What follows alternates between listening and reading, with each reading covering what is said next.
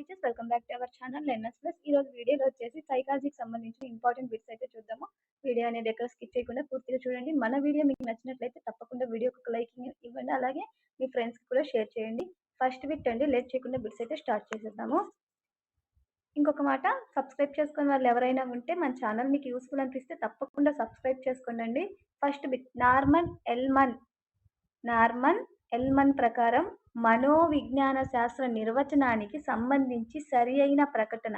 మనోవిజ్ఞాన శాస్త్ర నిర్వచనానికి సంబంధించి ఎవరి ప్రకారం అంటే నార్మన్ ఎల్మన్ ప్రకారం సరి అయిన ప్రకటన ఏది అనేసి అడిగాడండి. మనోవిజ్ఞాన శాస్త్రం జీవుల బాహ్య అనుభవాలు మాత్రమే కాక అంతర్గత ప్రక్రియలను అధ్యయనం చేసే శాస్త్రము.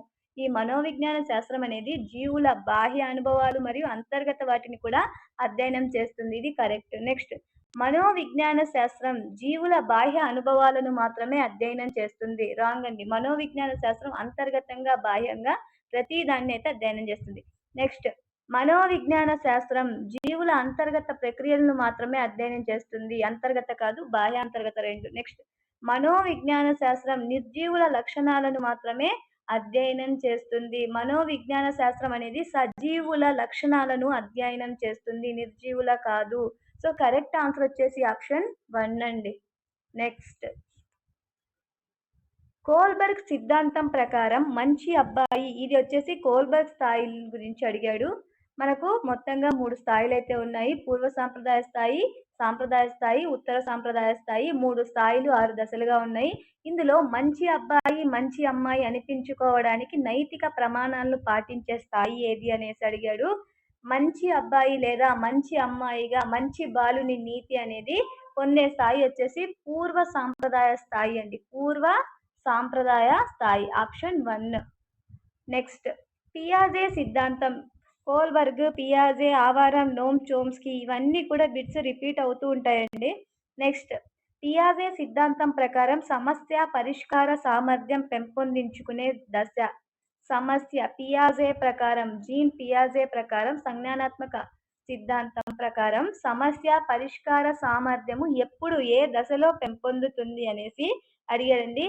అమూర్త ప్రచాలక దశలో, అమూర్త ప్రచాలక దశలో మనకు సమస్య పరిష్కార సామర్థ్యం అనేది పెంపొందుతుంది. నెక్స్ట్, క్రింది వానిలో వికాసం గురించి సరికాని నిర్వచనం. క్రింది వానిలో వికాసం గురించి సరికాని నిర్వచనము. వికాస నియమాలకి సంబంధించింది.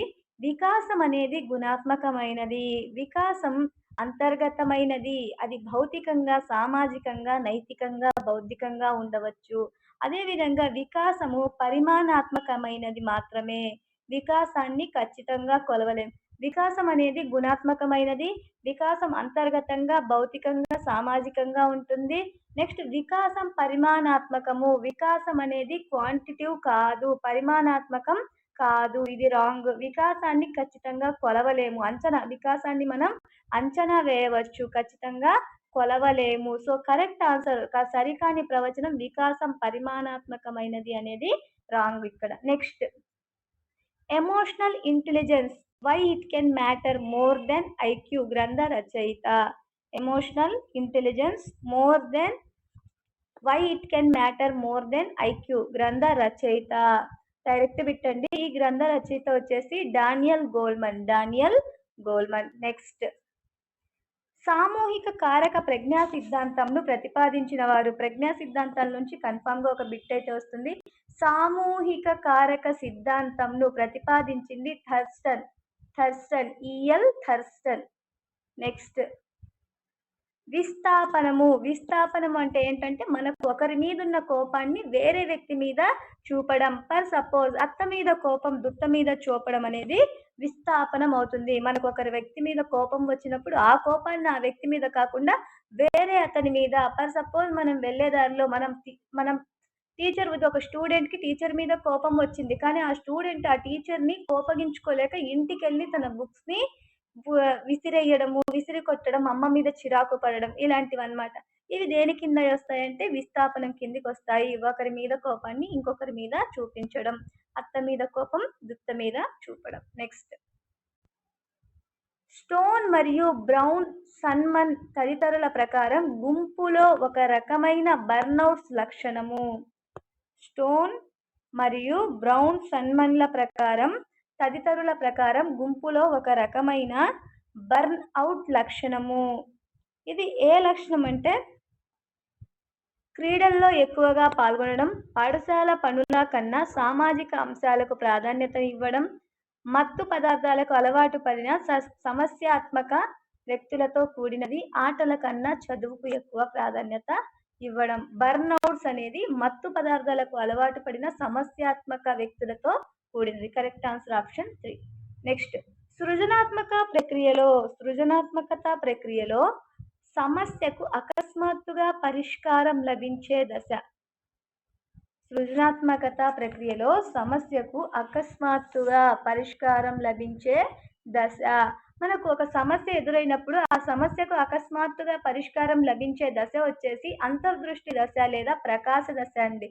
మనకు అంతర్దృష్టి అభ్యసనంలో చూసుకున్నట్లయితే మొత్తంగా అంటే సమస్యకు మనకు చింపాంజీ మీద ప్రయోగం చేసినప్పుడు దానికి అనుకోకుండా ఒక ఆలోచన అనేది తడుతుంది. అంటే సమస్యకు పరిష్కారం అనేది అకస్మాత్తుగా తడుతుంది. ఇది ఏ దశలో అంటే అంతర్దృష్టి దశ లేదా ప్రకాశ దశలో జరుగుతుంది.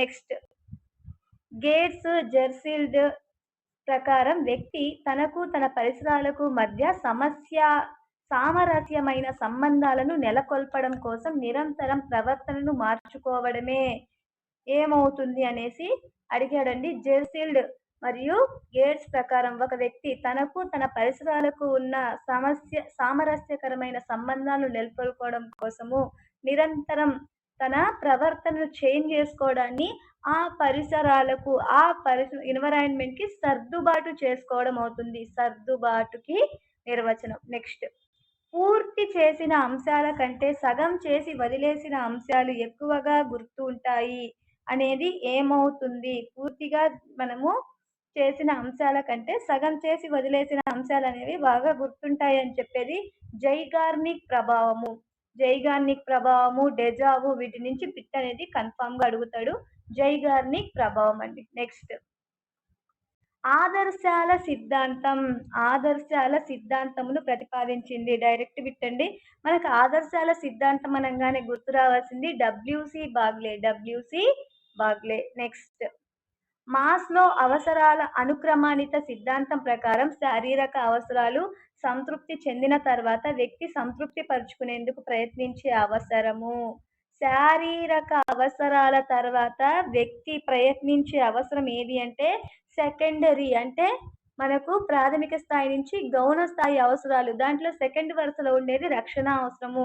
ఈ క్లాసు చిన్న క్లాసు నేను ప్రొవైడ్ చేస్తున్నానండి మాస్లో గురించి. చాలా అంటే చాలా ఈజీ టాపిక్, కన్ఫామ్ గా బిట్ అనేది వస్తుంది. ఒకసారి అక్కడ చూడండి. రక్షణ అవసరాలండి. అంటే రక్షణ అవసరాల కిందకి ఏమొస్తాయి? దుస్తువులు, ఇవన్నీ కూడా మనకు రక్షణ అవసరాల కిందకి వస్తాయి. నెక్స్ట్, ఒకదానికి ఒకటి దగ్గరగా ఉన్న అంశాలను ఒక సమూహంగా చూడడాన్ని తెలియజేసే గెస్టాల్ట్ నియమము. ఒకదానికి ఒకటి దగ్గరగా ఉన్న అంశాలను ఒక సమూహంగా తెలియజేసే గెస్టాల్ట్ నియమము ఏది అంటే సామీప్య నియమము. నెక్స్ట్, క్రింది వాణిలో సరి అయిన ప్రవచనం. ఈ క్రింద ఇచ్చిన వాటిలో అభ్యసనానికి సంబంధించి సరైన ప్రవచనం. తాత్కాలిక మార్పులు అభ్యసనంలో భాగమే. అభ్యసనానికి పరిపక్వతతో సంబంధం లేదు. అభ్యసనం నిరంతర ప్రక్రియ. అభ్యసనంలో వైయక్తిక భేదాలకు ప్రాముఖ్యత లేదు. అభ్యసనం అనేది ఒక నిరంతరమైన ప్రక్రియ అండి. అభ్యసనం అనేది ఒక నిరంతరమైన ప్రక్రియ. కంటిన్యూస్ గా అభ్యసనం అనేది జరుగుతూ ఉంటుంది. అభ్యసనంలో తాత్కాలికమైన మార్పులు ఒక భాగంగా కాదు. నెక్స్ట్, అభ్యసనానికి పరిపక్వతకి చాలా సంబంధం అనేది ఉంటుంది. పరిపక్వత లేకపోయినా అభ్యసనం జరగకపోయినా వికాసం అనేది జరగదు. అభ్యసనంలో ఒక వ్యక్తికి లేదా మనకి అభ్యసనంలో సబ్జెక్ట్ కి మధ్య తీసుకున్నా కూడా వైయక్తిక భేదాలు అనేవి ఉంటాయి. సో సరైన ప్రవచనం అభ్యసనం ఒక నిరంతర ప్రక్రియ. నెక్స్ట్, పాఠ్య ప్రణాళికల రచనలకు బోధనా అభ్యాసన కృత్యాలకు మూలం అయిన బ్రూనర్ రచన. పాఠ్య ప్రణాళిక రచనలకు బోధనా అభ్యాసన కృత్యాలకు మూలం అయిన బ్రూనర్ యొక్క రచన. ఆ రచన వచ్చేసి 'ద ప్రాసెస్ ఆఫ్ ఎడ్యుకేషన్' అండి. 'ద ప్రాసెస్ ఆఫ్ ఎడ్యుకేషను' పాఠ్య ప్రణాళిక రచనలకు, బోధన అభ్యసన కృత్యాలకు మూలమైనది బ్రూనర్ రచన. అదేది అంటే 'the process of education'. Next 'the conditions of learning' పుస్తకాన్ని రాసింది. 'ద కండిషన్స్ ఆఫ్ లెర్నింగ్' పుస్తకాన్ని రాసింది RM Gagne. 'The conditions of learning' RM Gagne. Next క్రింది వానిలో జ్ఞానాత్మక రంగానికి చెందినది. అభ్యసనంలోని రంగాల్లోకి వచ్చేసరికి మనకు చాలా అంటే చాలా ఇంపార్టెంట్ వీటి యొక్క ఈ జ్ఞానాత్మక రంగము, భావావేశ రంగము, అలాగే మానసిక చలనాత్మక రంగంలో వాటి యొక్క ఏవైతే లక్ష్యాలు ఉంటాయో వాటిని అడుగుతూ ఉంటాడండి. జ్ఞానాత్మక రంగానికి చెందింది అంటే ఇక్కడ ఇచ్చిన లక్ష్యాలలో ఏది జ్ఞానాత్మక రంగానికి చెందింది అనేసి అడుగుతున్నాడండి. ఇక్కడ ఇచ్చిన వాటిలో వినియోగం అనేది జ్ఞానాత్మక రంగానికి చెందింది. నెక్స్ట్ క్రింది వానిలో ప్రవర్తనవాద సిద్ధాంతం క్రింద ఇచ్చిన వాటిలో ప్రవర్తనవాద సిద్ధాంతానికి చెందింది శాస్త్రీయ నిబంధనం పావ్లావ్. ఇతను కుక్క మీద ప్రయోగం చేశాడండి. లాలాజలాన్ని అతను గంట కొట్టినప్పుడు లాలాజలాన్ని స్రవించడం. సో ఈ అంతర్దృష్టి అభ్యసనం కోహెలరు, శిక్షణా సిద్ధాంతం బ్రూనరు, సంజ్ఞానాత్మక వికాస సిద్ధాంతం పియాజే. ఇక్కడ ఇచ్చిన ఈ 4 సిద్ధాంతాలు కూడా చాలా అంటే చాలా ఇంపార్టెంట్. ప్రతి సిద్ధాంతం నుంచి మనకు కన్ఫామ్ గా 1 బిట్ అయితే రావడం జరుగుతుంది. ఇక్కడే మనకు 4 బిట్స్ అనేవి రావడం అయితే జరుగుతుంది. ఈ సిద్ధాంతాలు ఒకసారి జాగ్రత్తగా చూడండి. నెక్స్ట్ ఒకే లక్షణం ఆధారంగా ఏర్పడిన భావన. ఒకే లక్షణం ఆధారంగా ఏర్పడిన భావన సింపుల్ కాన్సెప్ట్, సరళ భావన. ఒకే లక్షణం ఆధారంగా ఏర్పడిన భావన ఏమవుతుందంటే సరళ భావన అవుతుంది. నెక్స్ట్ భారతదేశంలో ఓఈఆర్ఎస్ ను నిర్వహిస్తున్న వారు. భారతదేశంలో ఓఈఆర్ఎస్ ను నిర్వహిస్తున్న వారు ఐజిఎన్ఓయు, నెప్టెల్.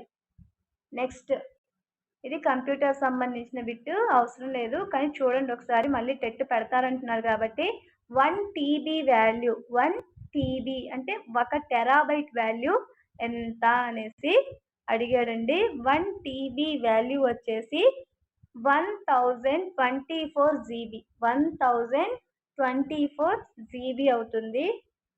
నెక్స్ట్ ఎన్టీఏ స్టాండ్స్ అంటే ఎన్టీఏని విస్తరించండి. ఎన్టీఏ అంటే ఏంటి అనేసి అడిగాడు. ఎన్టీఏ అంటే national text book agency. NTA అంటే national text book agency.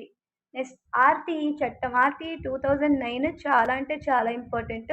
So ఒకసారి చూసుకోండి. ఆర్టీఈ 2009 ప్రకారం 6 నుండి 8వ తరగతులకు కనీస బోధనా గంటలు, 6 నుంచి 8 తరగతులకు కనీస బోధనా గంటలు ఎంత అనేసి అడిగాడండి. కనీస 200 గంటలండి. ఇయర్కి వచ్చేసి 200 బోధనా గంటలు. నెక్స్ట్ క్రింది వానిలో అప్లికేషన్ సాఫ్ట్వేర్. క్రింది వానిలో అప్లికేషన్ ఎన్టీఏ అంటే national teaching academy. National teaching academy. Next RTE 2009 ప్రకారము ఉండవలసిన బోధనా గంటలు వచ్చేసి 1000 అండి, 1000. నెక్స్ట్ క్రింది వానిలో అప్లికేషన్ సాఫ్ట్వేర్. ఈ క్రింద ఇచ్చిన వాటిలో అప్లికేషన్ సాఫ్ట్వేర్ వచ్చేసి ఎంఎస్ ఆఫీస్ అండి, ఎంఎస్ ఆఫీస్. నెక్స్ట్ యుఎన్సిఆర్సి ప్రకారం బాలలు అంటే, యుఎన్సిఆర్సి ప్రకారం బాలలు అంటే 18 సంవత్సరాల లోపు వారిని యుఎన్సిఆర్సి వాళ్ళు బాలలుగా గుర్తించారు. నెక్స్ట్ క్రింది వానిలో కంప్యూటర్ అవుట్పుట్ పరికరం. కింది వానిలో కంప్యూటర్ యొక్క అవుట్పుట్ పరికరం ఏది అంటే ఎల్ఈడి. నెక్స్ట్ ఎన్ఈపి 2020 ప్రకారం పునాది పూర్వస్థాయి అనగా ఎన్ఈపి 2020 ఇది వచ్చేసి మనకు చాలా ఇంపార్టెంట్ అండి. ఈ ఎన్ఈపి 2020 సంబంధించి ఒక పట్టిక లాగా ఉంటుంది, అది ఖచ్చితంగా చూడండి. ఏ ఏజ్లో ఏముంటుంది అనేది మనకి ఇక్కడ ఒక బిట్ అయితే ఫామ్ అవుతుంది. ఎన్ఈపి 2020 ప్రకారము పునాది పూర్వస్థాయి అనగా 3 సంవత్సరాలు అంగన్వాడీ, అదే విధంగా 1, 2 తరగతుల్ని వచ్చేసి పునాది పూర్వస్థాయి కింద చెప్తామండి. నెక్స్ట్ LASSను విస్తరించండి. LASSను విస్తరించండి. LASSను విస్తరిస్తే learning activities in school support అండి. Learning activities in school support. Next, ఐక్యరాజ్య సమితి పిల్లల హక్కుల వేదిక ప్రకారము క్రీడ అనేది ప్రతి పిల్లవాడి ప్రాథమిక హక్కు అని తెలియజేసే ఆర్టికల్. క్రీడ అనేది ప్రతి పిల్లవాడి హక్కు అని తెలియజేసే ఆర్టికల్ వచ్చేసి ఆర్టికల్ 31, ఆప్షన్ 3 అండి. ఇవి సైకాలజీకి సంబంధించిన బిట్స్. ఈ బిట్స్ మీకు యూస్ఫుల్ అనిపిస్తే తప్పకుండా వీడియోకి ఒక లైక్ ఇవ్వండి. అలాగే మీ ఫ్రెండ్స్ కూడా షేర్ చేయండి. Thank you for